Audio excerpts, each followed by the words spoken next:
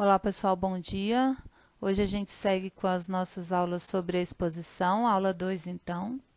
Meninos do CPMG, primeiro ano, alunos tanto os meus quanto os da professora Elisângela, se sintam à vontade para observar os slides. Então, nesses slides nós vamos retomar então a página 41 do nosso livro, né, com a definição de expor, nossa unidade 3, tá? No qual define aí que a exposição de um conteúdo para alguém requer uma preparação por parte daquele que expõe, ou seja, quem vai escrever um texto expositivo minimamente deve conhecer algo sobre o texto do qual vai falar, sobre o qual vai se debruçar, né? Então, nós vamos perceber aí que essa unidade começa com uma foto do filme Discurso do Rei, tá?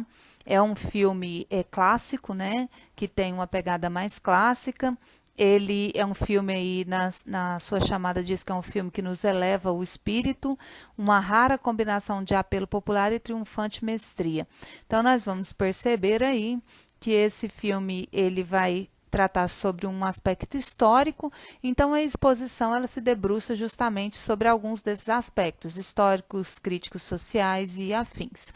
Tá? Então fica a sugestão do filme para vocês do primeiro ano assistirem o Discurso do Rei. É um filme excelente e com o qual vocês vão ter aí um embasamento histórico para construir o seu argumento de valor. Lembrando que o nosso foco é sempre desenvolver a tese, desenvolver argumentos para que nós possamos elaborar uma dissertação cada vez melhor. Que nessa construção, certo? Tivemos um probleminha técnico aqui. Nessa construção aí, nós vamos ter um trecho no número 6, já voltei, consegui voltar. No número 6, ele falando das colocações do Ulisses, né? Segue-se a visita de Ulisses, já adolescente, a saudação, o banquete de boas-vindas, o sono. Tá vendo que antes de saudação, a gente tem um artigo definido. Antes de banquete, a gente tem um artigo definido. O uso do artigo definido antes dessas palavras faz com que elas sejam alçadas à construção de substantivos. Então, ele pede para você grifar os substantivos. Faça isso. Depois, você vai reescrever o texto, transformando os substantivos grifados em verbos no passado. Então, ó, segue-se a visita de Ulisses, vai ficar seguiu-se a visita de Ulisses quando este era adolescente. E aí você vai desenvolvendo essa reescrita do texto. Preste atenção na letra B. Faça as modificações necessárias para preservar o sentido do texto, tá? Então, você vai fazer as modificações. E por que o Auerbach usa substantivos? Para evidenciar, para personalizar essas ações, ok? Então, no número 7, mudando um pouquinho de texto, nós temos um texto do Darwin. E na letra A, pede para você copiar no caderno os verbos principais de todas as orações do trecho. Gente, o trecho são esses parágrafos todos, são 3 parágrafos. Então, onde estão os verbos? Olha aí, ó. Foi Darwin quem pôs em evidência o valor das minhocas como beneficiadoras do solo. Então, aí a gente tem o verbo pôr, ali na frente a gente tem o verbo contar, depois nós temos o verbo verificar, e assim sucessivamente você vai retirando os verbos do texto, bem simples, direto. Selecionar os verbos que expressam as ideias essenciais. São sempre os verbos transitivos diretos e indiretos e também os verbos intransitivos. Verbos de ligação, usualmente, veja bem, usualmente não têm relação com as ideias essenciais. Eles são o que o próprio nome já diz, verbos de ligação. Reescreva essas ideias com suas palavras, ou seja, você vai reestruturar esse texto aí do Darwin fazendo uma paráfrase e você vai se certificar de que as ideias estão claras e completas em suas formulações. Nesse momento, você deve estar se perguntando por que fazer esse exercício e eu deixo claro para vocês, pessoal. Esse exercício é uma forma de nós exercitarmos a paráfrase, de nós vincularmos essa paráfrase à sua construção do texto.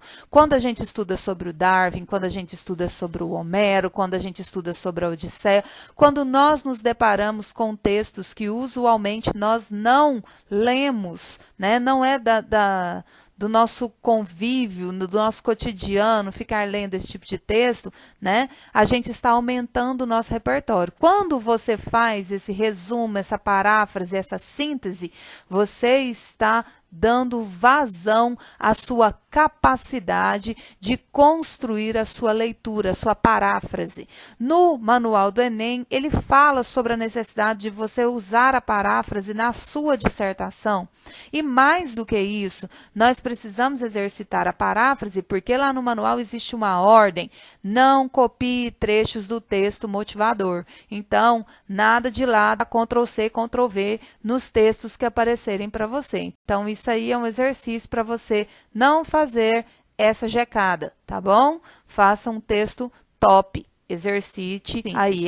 Nós vamos perceber, então, que essa referenciação e a construção de sentido que acontece quando você faz esses exercícios que eu te propus, vão fazer com que você consiga retirar os elementos gerais do texto e fazer com que você embase a sua tese, desenvolva o seu argumento, né? E aí, olha só a proposta. Copie os trechos a seguir no caderno, neles as expressões que antecipam ou retomam elementos do texto estão destacadas, grife os referentes dessas expressões. Na letra A, o que está destacado? Várias causas. Eu quero que você enumere quais são essas várias causas. Na letra B, está escrito tal medida.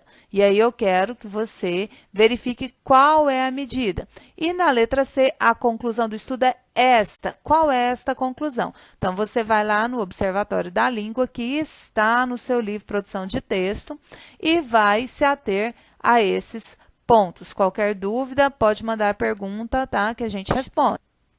E aí, nós vamos ver um outro texto. Olha só quanto texto diferente nessa unidade. A gente tem um texto clássico, que é a Odisseia, a gente tem um texto científico, que foi o do Darwin, e agora a gente tem um texto que foi publicado na Folha de São Paulo em dezembro de 2008, repostado do caderno do The New York Times. Clubbers geram a eletricidade dançando.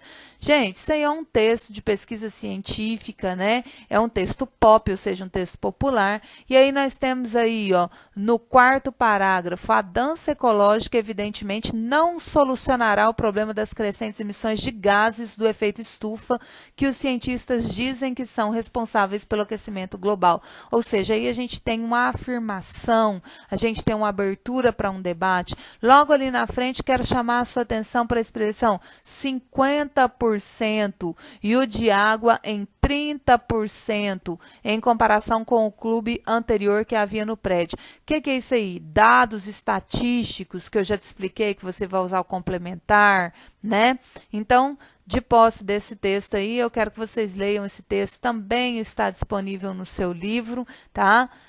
E nesse texto aí, você vai enfatizar seu principal ponto. Não precisa responder exercícios, não precisa disso. Só quero que você faça a leitura, enfatizando o ponto principal, sublinhando os elementos principais, focando nos dados que eu já te mostrei aí.